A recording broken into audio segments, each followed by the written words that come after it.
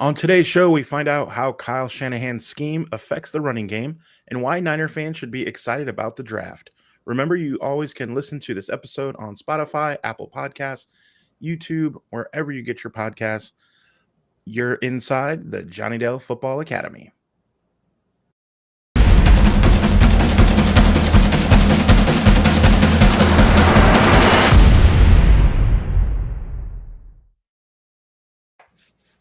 Hello, Niner faithful, and welcome to the Johnny Dale Football Academy podcast on the channel that's trying to answer the whys and hows of the game. I am Adam Marino, back from Chicago. As I am faithful to the Bay, I traveled to Chicago to watch the White Sox get absolutely demolished by our San Francisco Giants as they hit 5 home runs. So it's good to be back, joined by, of course, always the man of the hour, Mr. Johnny Dell. And I have to say a couple things. Thank you for letting people know that I was in Chicago. Appreciate the shout out and um, appreciate that you sent me something in the mail. We'll get to that in a second, but I want to acknowledge the chat. And of course, we have Don Dell, hashtag best daddy. Aw. And remember, if you're on the chat, guys, we are live on YouTube. If you are live with us, remember to get that algorithm going. We ask that you throw a hashtag JD in there for us. We have a great, awesome show talking about running game, and I'm so intrigued by, again, the whys and the hows of the game. And Johnny is really going to get into it, so we're super excited. We're going to answer questions. We're going to get into everything. So, Johnny, do you want me to grab this box or what are we doing? Well, let's give the people a minute. I think the anticipation, we need to build that anticipation a little bit more. Fair. They're so wondering what is in a box that I would send to you. Completely fair. What is in that? I mean, is it a book by Bill Walsh? Ooh. I wish. I'm sorry. I don't even own that book. Um, is it something signed by Johnny Dell? I think you wouldn't exactly be excited about that, but it's something amazing. We will see in a little bit, but I'm excited. If you saw me dip over for just a second, I had to turn my AC off because it does bleed through the mic. I'm in my office and it's a little toasty out here in the evening in Alabama. This side of the building that I'm on is it's in the sun for like the last 8 hours of the day, so it's a little toasty. But we do what we got to do to get through a stream and do it for the faithful because they are the best fan base in the world. And way to be faithful to the Bay, Adam, going out to the game. We were hoping to have a show with you on the road and with Wayne Breezy, Yep. but that just the timing did not work out right. But Right. man, you were able to be there and see the Giants really stick it to the Sox. So that's just always a 16, good day. 16 to 6. And here's one story. I'm there with a buddy who's from Chicago and a big White Sox fan. And he said, I have one rule. We don't leave early. And then it was 16 to 6. And it was like 13 to 2 in like the eighth inning. And he said, all right, if the Giants get a 1-2-3 inning in this eighth inning, we'll get ahead of traffic and we'll go. I said, okay. And the Giants went 1-2-3 in about 18 seconds. He looked at me, he gave me the nod. And as in baseball, as you know, whoever makes the third out, either if it's the first baseman who catches the ball to make the third out, an outfielder, they throw it into the crowd, right? So it was a play to first. So I'm on first base side, on the Giants side, of course, faithful to the Bay. So I call for the ball and it's in the air. And I kid you not, you can ask Joe Kerwin. That's who I went with, Mr. Joe Kerwin, teacher, Northrop High School, shout out.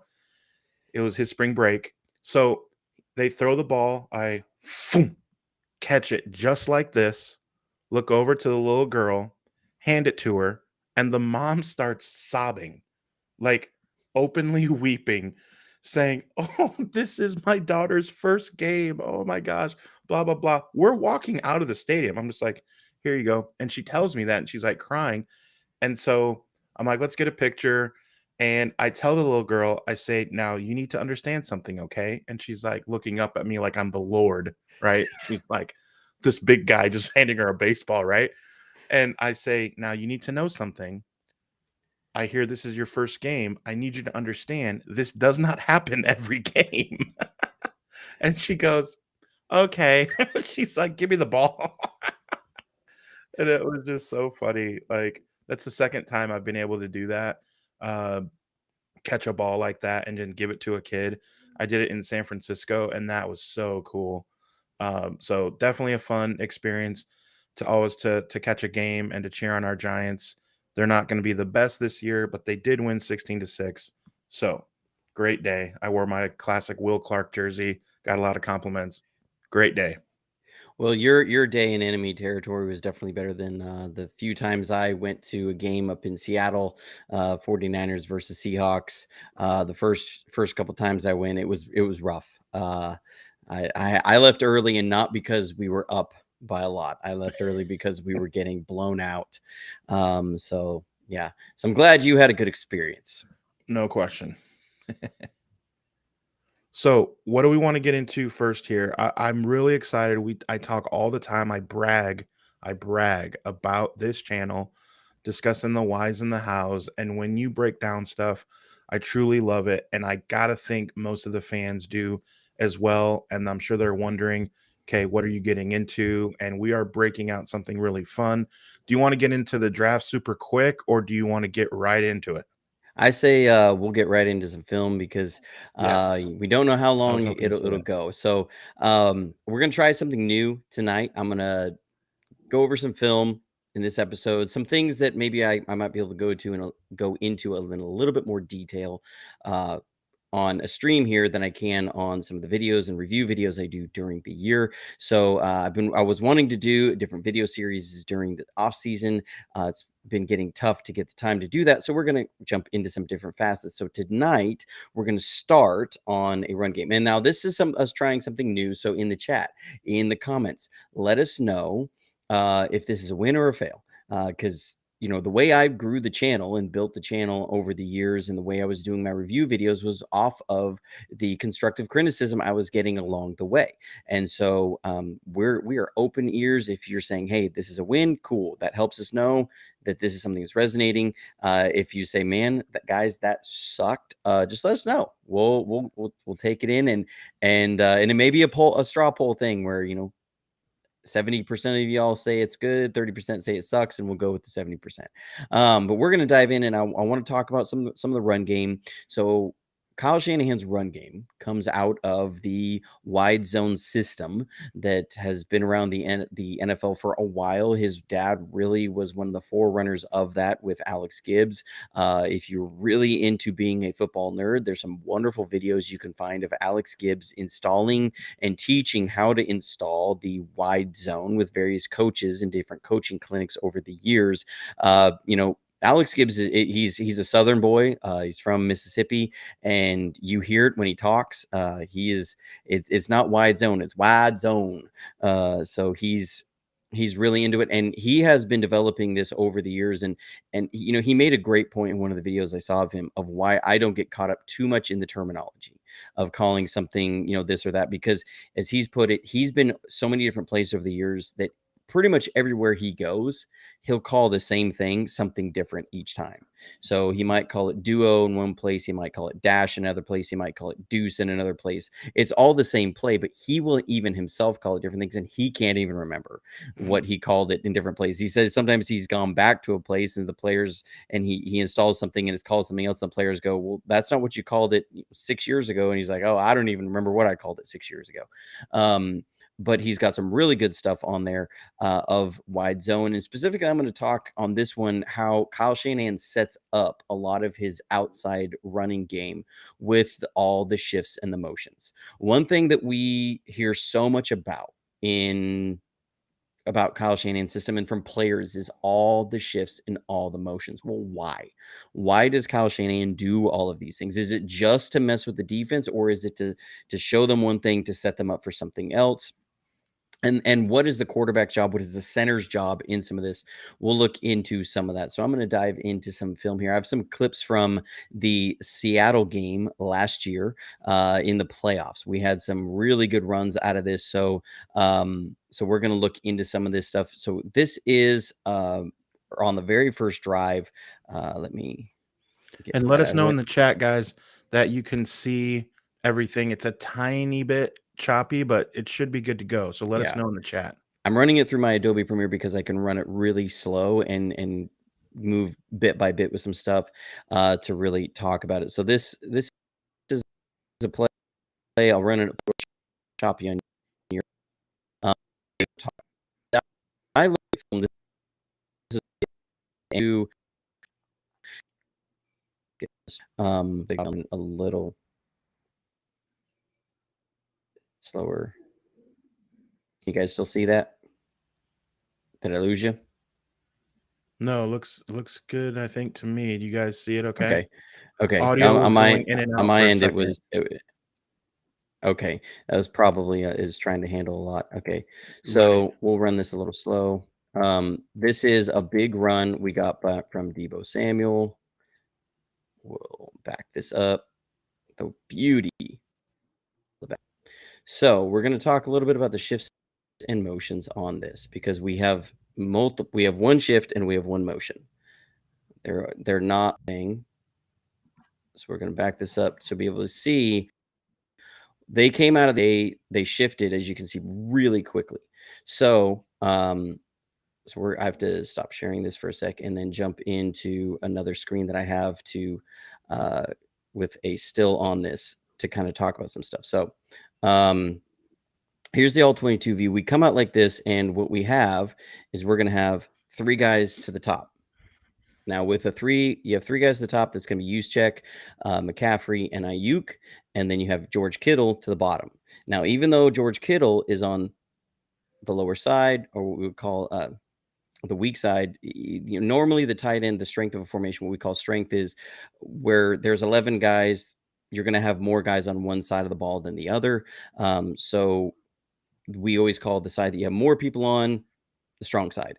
Usually, now when I was in high school, one thing we would call it as we would call the strength by the tight end. So you'd say tight left, tight right. That was where it would tell you where the tight end is to indicate the strength. So now you can't do that here. You can't key on just that George Kittle is over there and that's where the strength of the formation is. No, you have an unbalanced formation with three to the top, one to the bottom. So the strength is to the top. Now, I will show you from a different angle in a second why that actually matters. But what you end up getting is that Seattle, because we were doing so much of this, what they would do is that they would come out with split safeties up to the top. And we actually started out throwing the ball more in this game. And that was another reason they did this. But one of the reasons that Seattle does this is that it allows them to try and react post snap more with their safeties. That's a different rabbit trail that I won't get fully into. But if we go back to the video on this, what we'll see is then you have Juszczyk he's going to shift into the backfield. Now he is behind the center. So what you still have here is, even though he shifted over, that hasn't changed the strength of the formation. There's a reason you're doing this first, because you have established the strength to one side. Seattle's defense is set up based upon that strength. And so now you shift, but you haven't changed the strength. So they won't change their defense.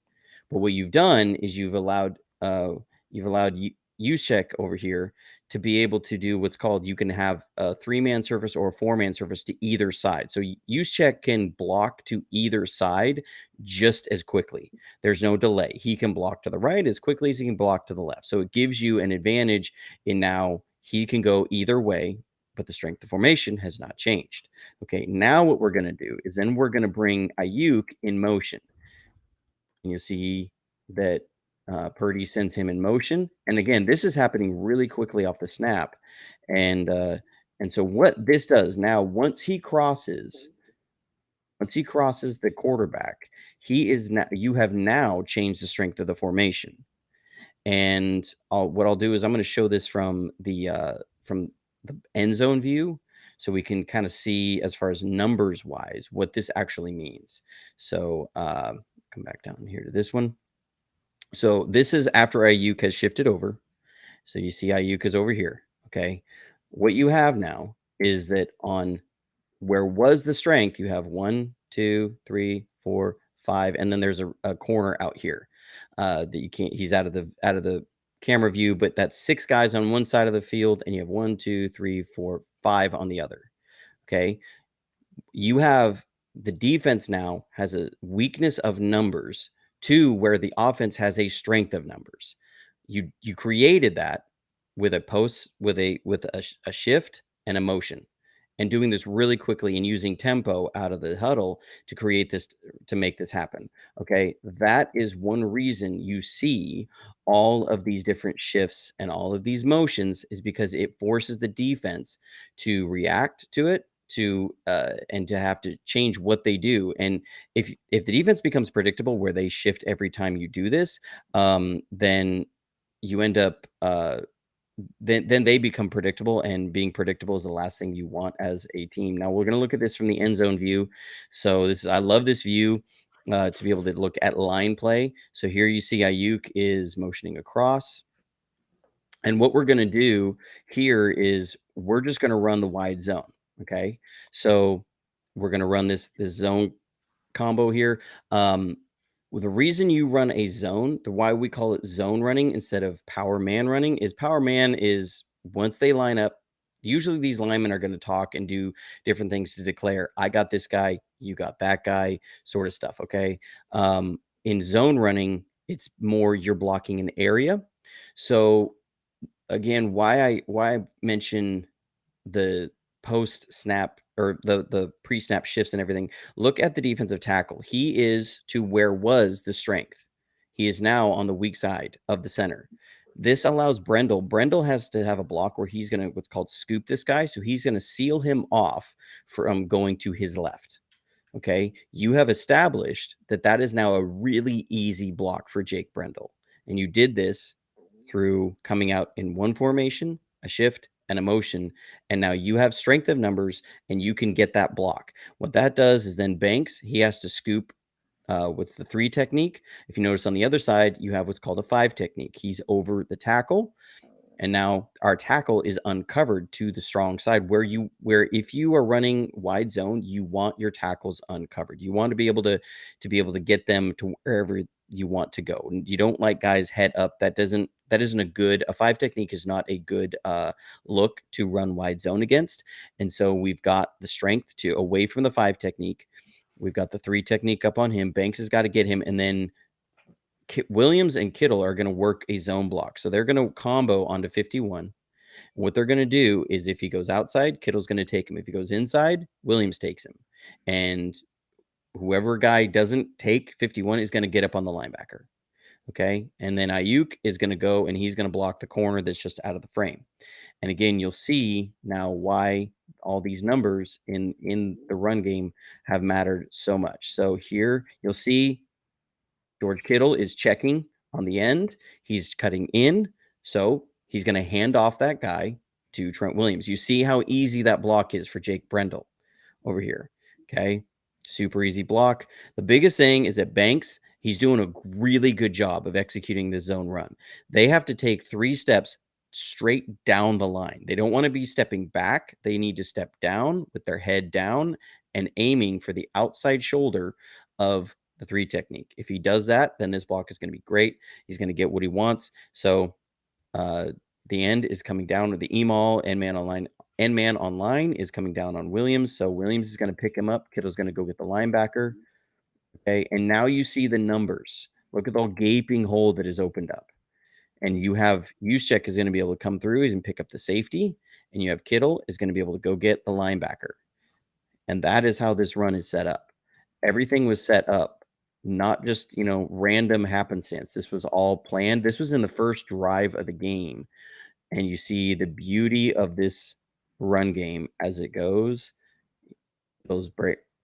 Kittle sealing him off. Now, Juszczyk is checking to see if the linebacker, because he has to pick up the first threat that appears, the first, second level threat. So he's checking the backside linebacker to see if he gets there fast enough, and he doesn't. So he's going to go get the safety. So that's where he says, okay, he's not a threat. So I'm going to go and get that safety. And look at the blocking of Ayuk. I mean, come on.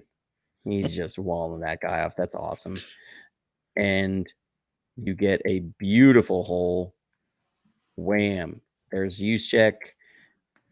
And you've sprung Deebo Samuel, who nearly takes it to the house. Okay.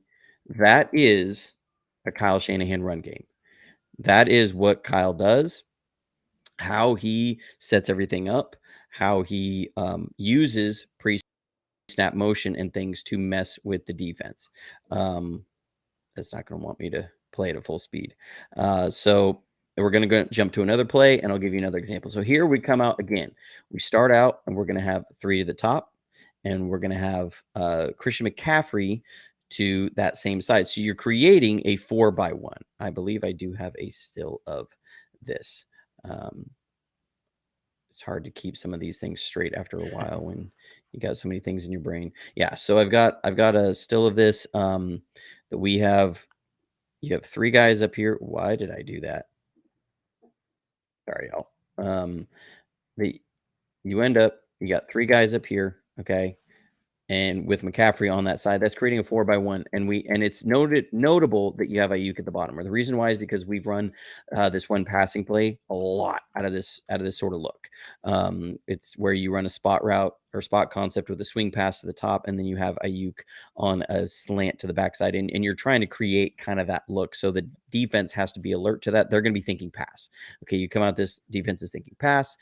All right, so that's the idea. And real quick, if there's any questions that you guys have about the run game and stuff, hit us up in the chat. Throw it out there. If I'm going too fast, say, hey, slow down. Let's go over that. Or let's pick up the pace, JD. Whatever we need to do to get through some of this stuff. So we start with that, and then you shift Deebo Samuel into the backfield. Why does this matter? This actually makes a huge difference if you're a defense, because the moment you do this, when you first start out with that, your only options with Christian McCaffrey are an inside run, okay, because of where he is next to the quarterback, or toss or swing pass. Now the defense is suddenly gone from thinking about pass to where they're going to be thinking about there's a threat of the run to either side. And so that's what the defense has to account for. And you watch these linebackers are going to start talking. Okay, the moment that happens, Deebo goes in the backfield, and you see the linebacker up here. He's starting to turn. He's communicating. Okay, they're going to be communicating. Look for this. Watch for that. Okay, now he's turning to the other linebacker. He's signaling to the safety. That's all created by Deebo Samuel just shifting into the backfield. Is that the defense has to start being alert for all these things. Okay, and then we're going to send Deebo in motion. And why do you do this? Again, because now with the defense having to be alert for run inside either way, these linebackers are going to hesitate. And we're actually going to run a swing pass with Deebo here. Okay. And where we're going to pull him out. And I do have a still of this.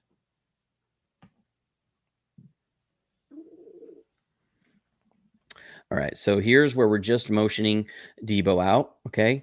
And again, this is all set up by the shifts and the motions that you have. These 2 guys, you have Kittle and that's Juwan Jennings, are going to come down, and they're going to crack block on the second level, or they're going to come in and block out.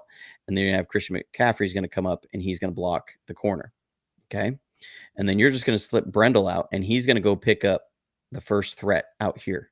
So why is this such a big deal? Well, look at what you have on defense. You have 1, 2, 3, 4 guys on that side of the ball.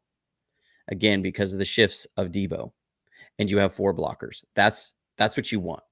That is what you want as an offense.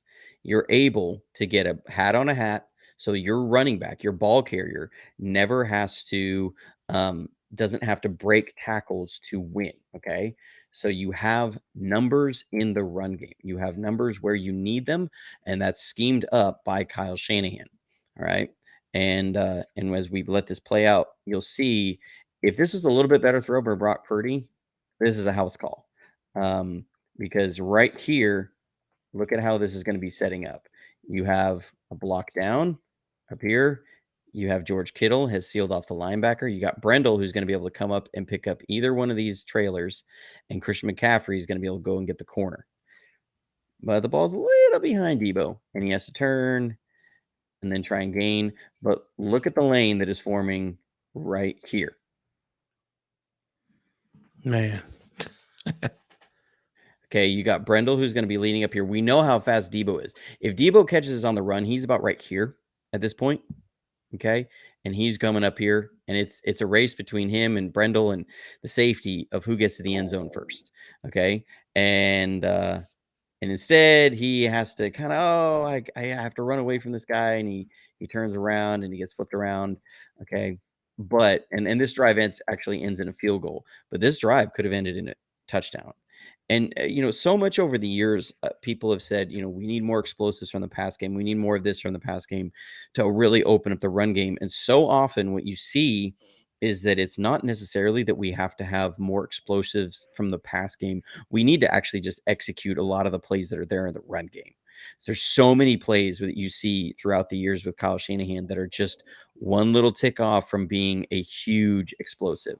Okay, because again, if we look from the end zone, look at that lane. If he's able to catch that on the run, It's over. It's over. Okay. He's beat the end man. It's gone. You have numbers. Look at you go. All right. Because Brendel, even with the pause, is going to get up there. I mean, Debo would be here if he catches this on the run and he's into the end zone. So again, shifts and motions set this up. You have the potential for huge plays.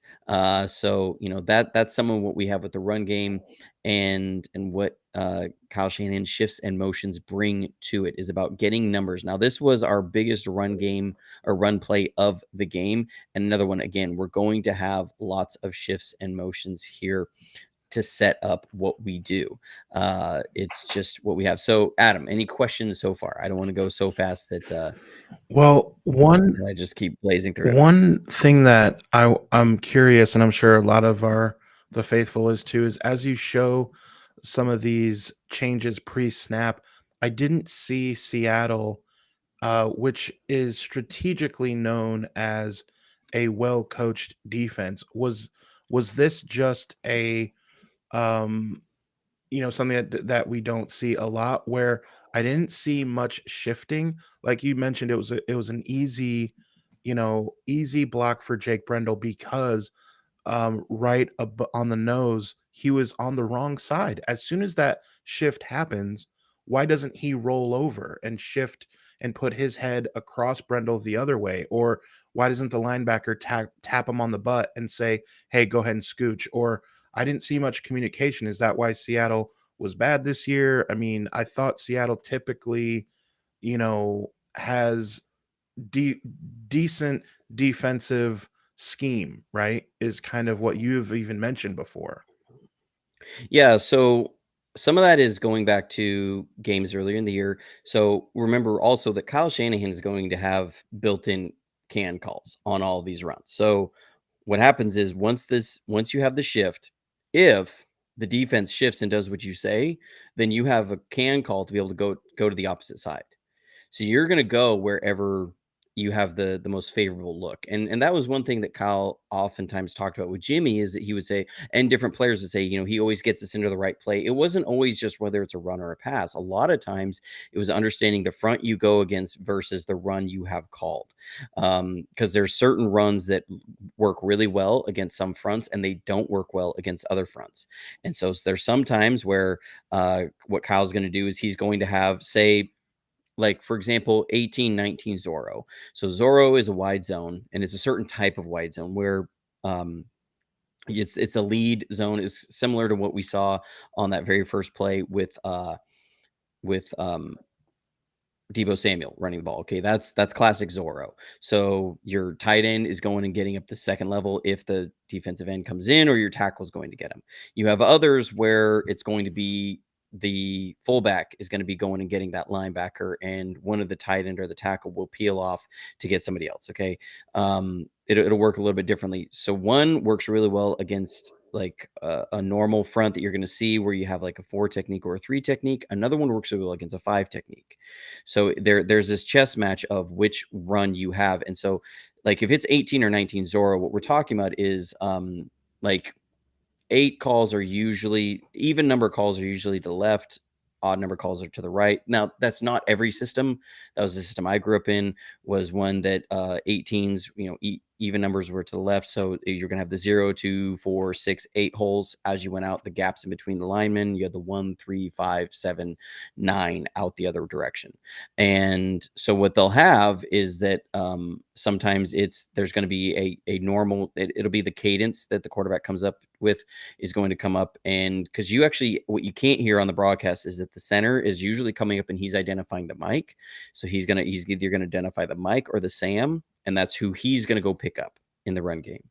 Or he's communicating that to the guard. If it's a certain run, that the guard is going to go pick that guy up. A lot of times in the That you're going to broadcast, have on you'll that. hear the quarterback's mic. Right. You'll hear the quarterback say 53 is the mic, right? Right. Now, in Kyle Shanahan's system, you rarely hear that, right? So you rarely heard Jimmy Garoppolo pointing out the mic, whereas other systems you would hear 53 is the mic, 36 is the mic. Okay. Kyle Shanahan doesn't do that with his quarterbacks. They have the option to overrule their center, but most of the time, 99 times out of 100, it's going to be the center that is actually making that call. And it's going to be based upon where the defensive tackles are. And so he's going to make a call to the guard's going to make a call to the tackle is going to confirm the call to the guard, and they're going to do all this stuff really quickly. They have to get up and identify and move quickly on all this stuff. And so you're going to have that go. And so with 18 or 19, you'll get up to the line, and after the shifts, the quarterback's going to be either set, or it's going to be like if he goes through red 18, or whatever or white 80, whatever they want to call it. If there's a cadence, sometimes it might be just on set, and that's if it's good to see my guy CG Ruthless in the house. Great content creator. But if they have that, then it's going to be what's called in the huddle as an 18. If he goes through his cadence, it's going to be 19, which is to the other side. And then you have a can call to either a pass or a different run. And so that's what they have into the table. Now, in this case, it looks like from what's going through that what happened was exactly what you were hoping for, and you got the defensive look that you wanted, and you see the potential there and see what can happen with the explosives that are on the table. Does that make sense? Can I answer your question? Yeah, I didn't think about the idea of, well, if they would have done this, then we would have done that, which that's the chess game. And you hear actually on the broadcast, sometimes you do hear him say something like, well, Kyle Shanahan is just out here playing chess, and it really is that chess match. I know there was a question to you kind of got into the zones. Love having Dr. Steve Brule. He's one of the faithfuls for sure. And I didn't know if you had any plays, but at least maybe get into a little bit more of the split. Yeah, so that's probably something that we'll look at as we come in when I can have some examples pulled up that we can see. Pin and pull plays. Yes, we do have a lot of pin and pull plays. There's actually because I have Kyle Shanahan's playbook, and there's a whole section that is man blocking plays, and there's a lot of pin and pulls. We started to see a lot more of those down the stretch. You saw a lot of them where like Brandon Ayuk would be crack blocking. When you see that, those are pin pull plays where he's going to pin somebody and crack block in. That's normally how ours go. Now we do have some really interesting end traps, which are going to be the pin and pull plays. We do keep that in there. It's not the bread and butter, but it's one thing you can do to counter a team when they're trying to do the things to counter you. And then there's split zone, which split zone is always a counter that you have to the wide zone, that when teams are overplaying or they're lining up wider, that you have the ability to wash them down and run up inside. And then there's inside zone, which is sometimes called tight zone, which is something else, but there's different ways to do it. The bread and butter of the 49ers run game is the wide zone. Everything's based off that. And a lot of times going into the game plan is either about establishing the wide zone or doing other things so that you can set up to establish the wide zone. It really, in the end, wants to get back to wide zone. So then this was actually I clicked the wrong button, but this was the biggest run play of this game. Christian McCaffrey nearly took it to the house. But again, what we're going to see is we're going to see a 4-by-1. So you have 4 up to the top. This is going to be Deebo Samuel and George Kittle and Kyle Juszczyk, and then you have Christian McCaffrey in the backfield. Again, offset from the quarterback. Now, again, remember that you have Brandon Ayuk set out here. We saw this earlier, that we would run this play all the time where we would do it from this personnel grouping in this formation all the time. You'd run Deebo Samuel on a little spot route here, and you run a corner route with Juszczyk or even George Kittle, and then usually it was George Kittle, excuse me. You're going to run a corner route with George Kittle, and you're going to run a little blocking swing here with Juszczyk, and then Christian McCaffrey is going to go and into the flat. And so that creates what's called a spot concept or a swing pass, and then you'd have Brandon Ayuk on a backside slant. So we would run this all the time. So again, as I said earlier on about the previous one, the defense has to be alert to that. Against Miami, we ran that play 3 times in a row. Okay. So I'm not even joking. And against Seattle, we ran that play 3 times in the Thursday night game in the game, like total. We ran that play 3 times on them. So again, this is something you're going against a division opponent. They know you. They're going to be looking for things with you. So they're ready for this. So they're going to, again, identify strength to that formation. So let's look at that side of the center. You have 1, 2, 3, 4, 5, and then the linebacker is playing head up on the center. Okay, so he doesn't want to tip either way. The other side with 1, 2, 3, 4. Okay, so you have 5 guys on one side, you have 4 on the other, and the Mike's in the middle. So I guess we could say you have 5 if you consider the defensive tackle, but he's also head up. So this is how you're going to then attack this. We're going to see in 1 second when I get to the right screen. Man, y'all are so great being patient with me. I love this because, guys, we are like in the middle of a regular video. And if you want to see more of this, I'm going to start something here. I want you to put hashtag why how. This channel is about the whys and hows of the game. If you enjoy this and want us to do more, now you are going to give a little bit more work to Mr. Johnny Dell, but I think he's willing to do a little bit. So make sure you put hashtag why how in the chat if you are digging this, because this is insane right now. You guys are getting all this knowledge here. We are live inside a Johnny Dell video. It's crazy. Love it. So first thing you do is you send Juszczyk in a shift, and now he's going to shift to the other side. Now this doesn't change the strength of the formation yet, okay? Because you still have now a 3-by-2 instead of a 4-by-1. But this changes now the threats for everything. Now Seattle was trying to combat the run game. They got burned by the big Deebo Samuel run, and so they're coming out what's called a bear front. Okay, so they're going to cover up the guard, center guard inside. People love to run a bear front against wide zone. That's just the way a lot of teams do. So one thing that Kyle does here is he kicks Juszczyk out, and what that's going to cause is the Emal is going to have to kick out with him. And now we're not running Zorro here. This is a little bit different. So it's a wide zone, but it's a different wide zone. Everybody thinks wide zone is all the same. You actually there's a number of different ways, and it's really all about how you're picking up the second level blockers is the things that change here. Okay, so you have Kyle Juszczyk is there, and then what you're going to do is right before the snap, you're going to send George Kittle in motion.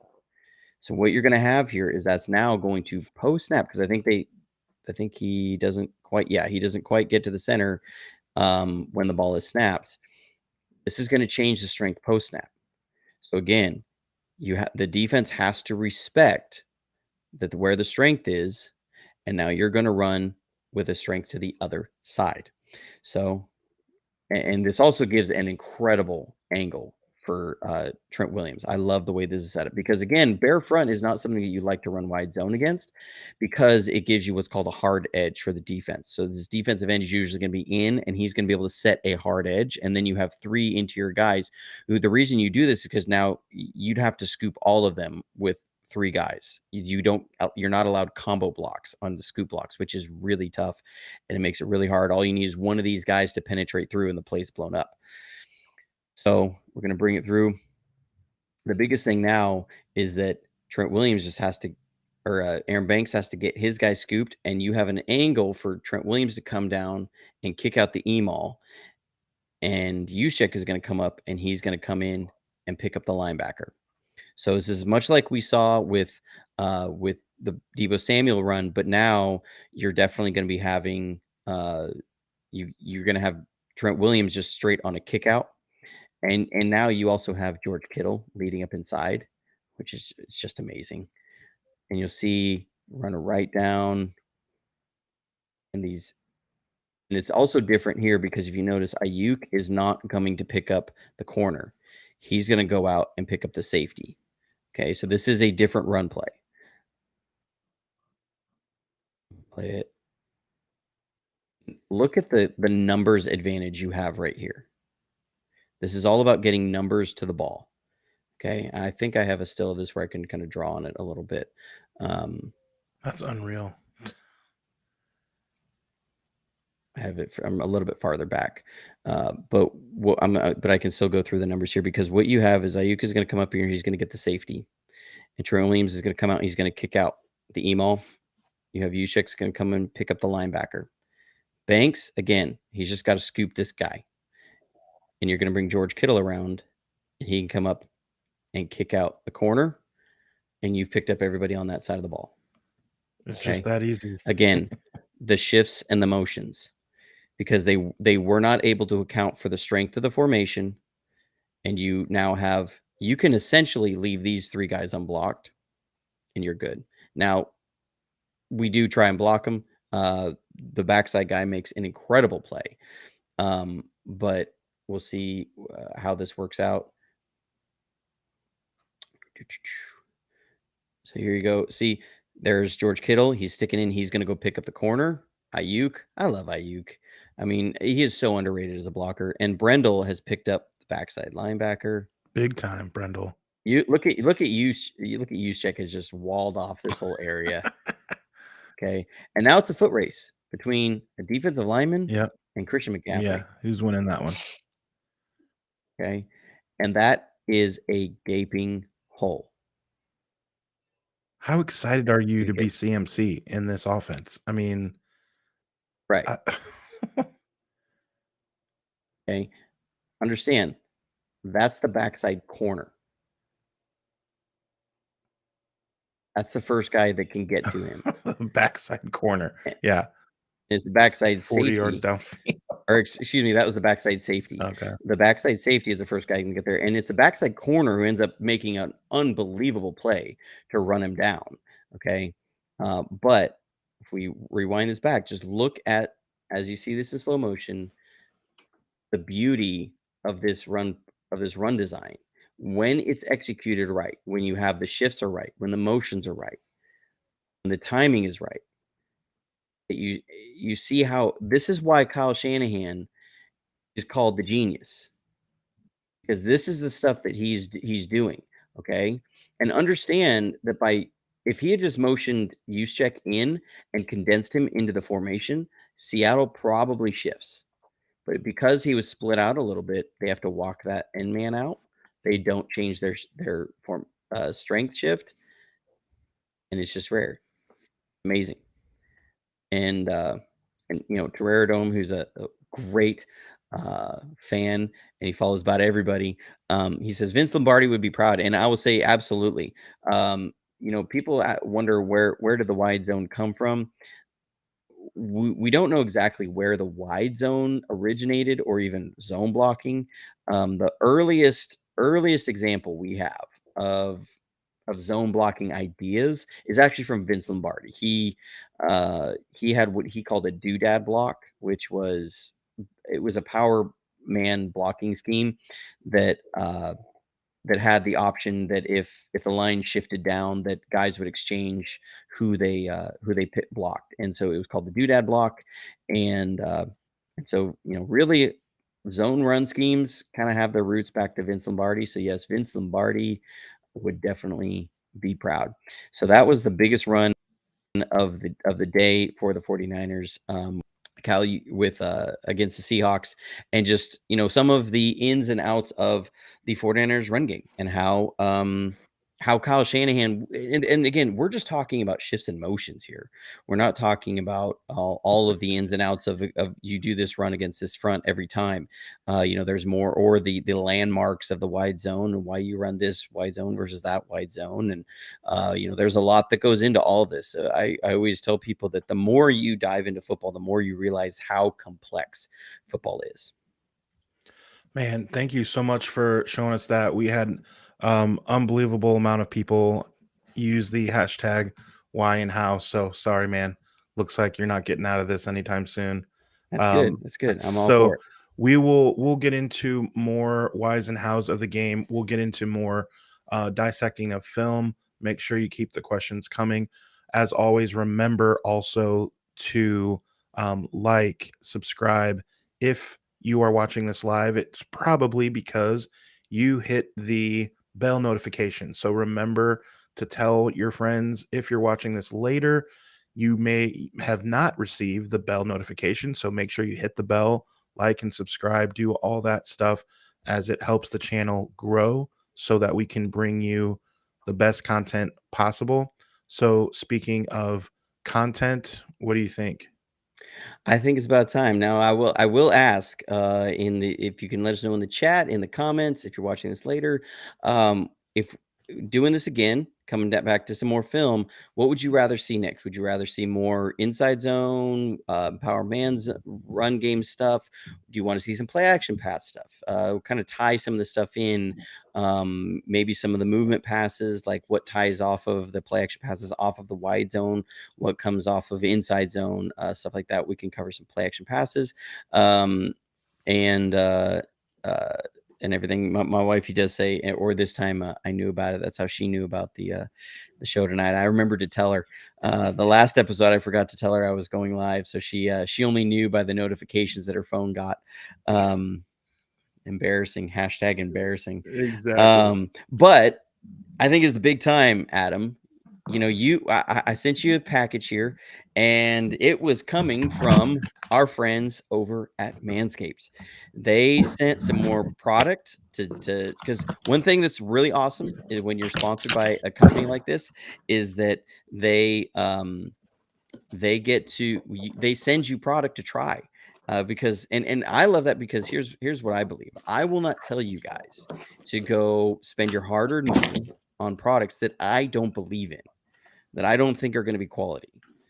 And so there was a couple of different companies I had been in contact with about sponsorships, and I was like, and I just kind of said thank you, but no thanks, because I didn't believe in them as products to be able to actually push to you guys or recommend. But Manscaped, I will tell you, I was a customer before I was a sponsor, or being sponsored by them. But they sent me some stuff, and so I sent some of the stuff off to Mr. Adam Marino. So Adam, walk us through what you are getting in that wonderful package. I don't. There's so much stuff. Okay, so. Oh, okay. Beard balm. There it is. Okay, and you've talked about this. You've talked about the beard balm. All right, so styling pomade, 2-ounce palm. Okay. Yeah, so you can get that anthrax goatee thing going on. Okay, then we have 3 sticks of lip balm. So I'll have to check that out as well. He lives in those dry climates. I figured he could really use that. Dude, there is so much stuff here. Yes, Adam with the unboxing. So I'll say I texted Johnny and was like, dude, I got the package. I haven't opened it. What do you think? He's like, dude, that could be fun. He's been holding on to that since Saturday. He got that on Saturday. Wait, is this like a spray? So yeah, beard oil. Mm-hmm. And you're gonna have to coach me. Well, I don't have much to coach you with. Well, that's fair. So, bro, so remember JD49. Yeah, if you're looking at this saying, man, I need some of this stuff, you can go to manscaped.com, promo code JD49. There's the beard brush. Now, all of this comes with the Beard Hedger Pro kit. So you can get all of this and the Beard Hedger. with all of that, which is a phenomenal machine. I used it. I like to keep about a 5 o'clock shadow. There it is, the infamous, the famous body wash, infused with aloe and sea salt and minerals, paraben free, collagen free. It is it's dye free and has a cologne quality scent. It's their scent called Refined. More packaging paper because you got to protect that stuff. Okay, so beard shampoo. Beard shampoo. So you know Interesting. how it is. If you use regular shampoo, it dries the beard out. You just can't Yes. use regular shampoo. So you have specialized shampoo for your beard. Okay. See, and everybody always thinks that Manscaped stuff is just about for the lower half, but no, now they have everything for your uppers and lowers. And so yeah, and the beard hedger I was able to take into the shower. I did all this in the shower. I go, you have the beard comb. It's a wooden beard comb. It says How Manscaped dope on it. is that, bro? Oh man, and wow, it really feels nice. Seriously. Oh man. I'm not done yet. By the way, I am not done Not yet. done.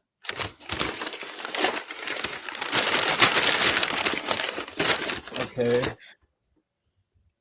Oh, beard conditioner. Beard conditioner. What? Always to keep it soft and supple.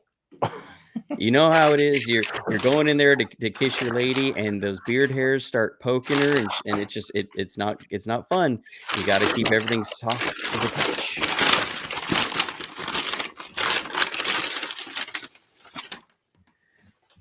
Okay, and the most fun, it looks The like. body buffer. That is a silicone, a 100% silicone body scrubber that has everything that you need to scrub down your whole body. It works great with the body wash. You know, I actually have 2 of those. And so I wanted to make sure they told me, what do you need? And I said, I need to get Adam the body buffer because it will change your life. It exfoliates, it covers everything. I have 2 because my wife loves it so much. I got her one. So again, I am not just being sponsored by them. I'm a consumer as well. There you see it. A lot of the stuff. Now you can get these in different packages. You have the Beard Hedger Pro kit, which has all of the beard products you have seen, plus the Beard Hedger, which also only has one length guard. Only one length guard, adjustable up to 20 different lengths. 20 different lengths. You can get 20% off and free shipping with promo code JD49. And then you also see the body wash. There's also a wonderful shampoo comes with it. Adam, I didn't feel like you needed that. I It figured that already it feels might take different. you. It already feels different. It like the surface of it like feels softer just from that's crazy. And now imagine once you go through the cavalcade of products of shampoo and conditioner and oil and your beard shaper, Oh man. everything you need. So go check out Manscaped. They've been a wonderful partner with the show. It's promo code JD49. Thank you very much, guys. Man. Well, or Johnny, I should say. Thank you for all the funny comments, is what I meant to say. So, guys, again, thank you so much for the continued support of this channel. Again, we love bringing you the whys and hows of the game. So remember to take care of each other, and as always, go 49ers.